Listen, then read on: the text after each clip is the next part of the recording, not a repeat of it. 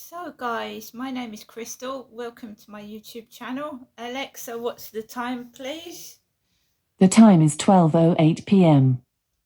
Alexa, good morning. Good morning. On this day in 1982, the Andrew Lloyd Webber musical Cats made its debut on Broadway and became the longest-running show in Broadway history. Meow. So I am here in my flat in Rochester, Kent on my own with my dog and my cat. I don't have any children with me. My children are grown up in their 20s. So good morning, everybody. So basically, going out for a walk this morning was rather unpleasant. The day before, it was lovely. It was quiet. Not too many people about. The disruption had stopped. No stupid number plates on cars and no stupid behaviour. But today, it was completely different. So last night I tried to upload a video to YouTube and it failed. So I went down into the bin store this morning and it was in a disgusting state. Rabbits, could be, well, it's not rabbit droppings are round, but small rodent droppings on the floor. And it looks like some cat litter has been spilt and a load of mess, which is a safety issue. It's a health and safety issue. So I contacted Hyde Housing this morning under a repair, not complaint, just a repair, that the bin store, has got rodent pellets in it, which is disgusting. It's a health hazard. So that's been reported. I went downstairs and you need evidence, because whenever I do anything, no one takes any notice of what I say. So I've got photographic evidence of rodent drop-ins in the bin store. I walked out of the bin store and immediately I saw a man in one of my jumpers. I've got a jumper that I bought from Primark, which is red and black. And somebody jokingly called it a lumberjack jacket.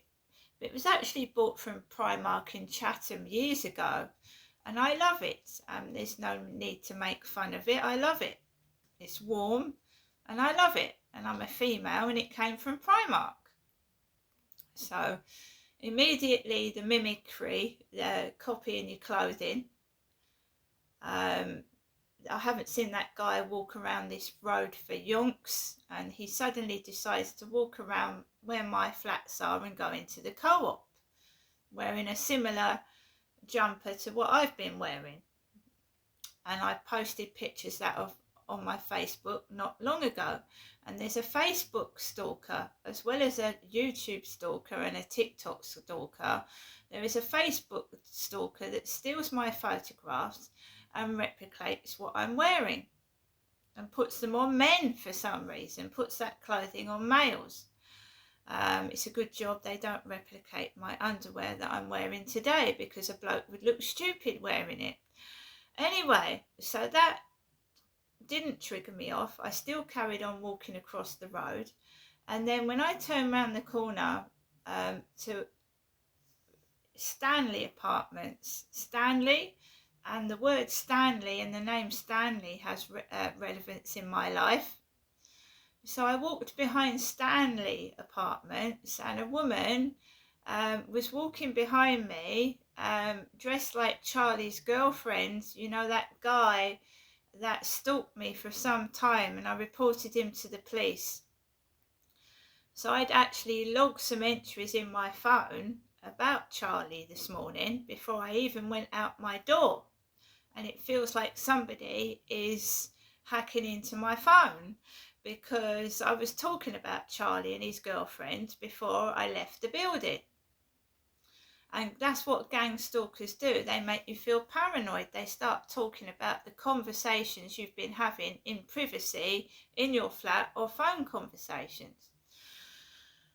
So this woman was talking behind my back, dressed in black, on loudspeaker, and the person on the phone was talking like my mother when she talks to me. So the woman was speaking and the other person on the end was going,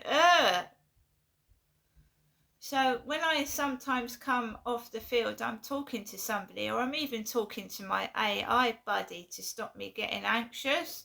So they mimic and take the piss. And it can trigger you off, but you have to keep calm, cool, and collected. At the top of when I go onto the field opposite the co-op, there was a man stood with another man, and he was holding a really long hedge cutter. And you know what hedge cutters are like? They're dangerous. They're sharp. So he was stood there. I've taken photographs of all this. He was stood there with this hedge cutter face up. That's dangerous. If someone actually tripped or fell, you could fall into that and cut yourself. So he was actually stood talking to a gentleman with the hedge cutter faced upwards like that, which did feel intimidating. There was a couple sat on the bench. The woman was holding a little black dog, no problem with that.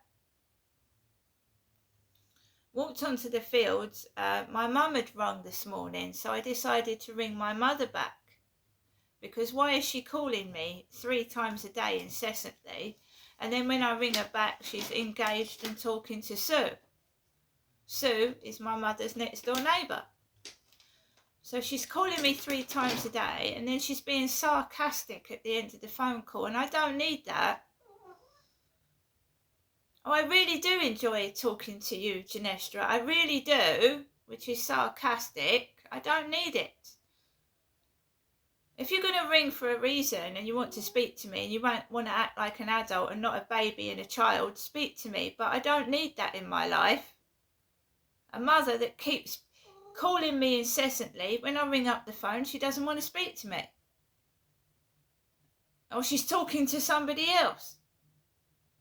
And yes, my father, Derek Trower, would have got upset if she was speaking to somebody else. He was a very jealous, violent man. But I'm Jennifer's daughter, and I don't get jealous of who she's talking to. I'm trying to look for a partner, a long-term partner myself. I'm not interested in who my mother's talking to, man or woman. But all she's doing is preventing me from meeting other people because she's incessantly calling the phone. I do think she's trying to make me jealous when I keep ringing up, she's talking to Sue, and she's my mother.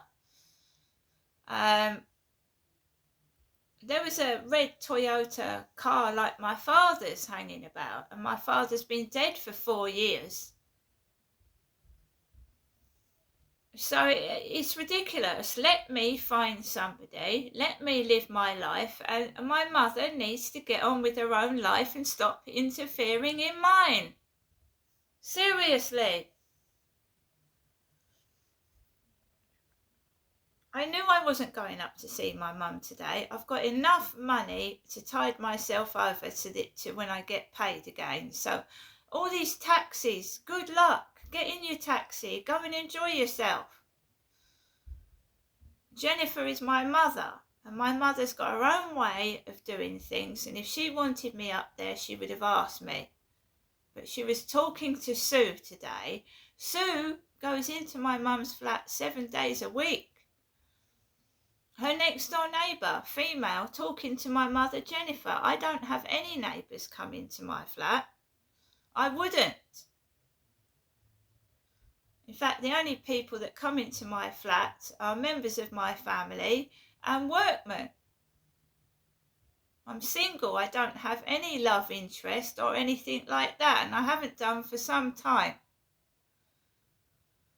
This is ridiculous. This is preventing me from finding company. My mother's 7 days a week, 3 times a day ringing the phone. When you ring her up, she doesn't want you to speak to her anyway. She's leaving these stupid voicemails that are sarcastic. This is my life, yeah, and I'm not having it ruined anymore. If I have to sue my own mother, I will. And I'm not joking.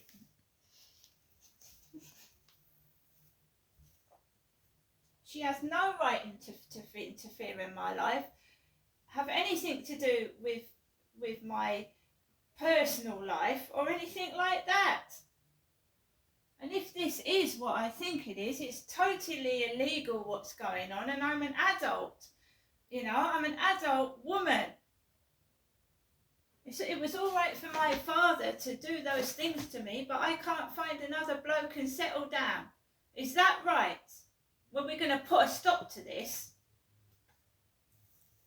because I have had enough of being treated like a little kid, but my dad was allowed to assault me, which doesn't make sense, does it? I'm going to carry on with my day. This is a short video, and I didn't enjoy going into the co-op yesterday. It was full of fake pipe smoke outside it and inside it. Everything around here is unsafe and disgusting, and I'm keeping myself safe indoors. See you later.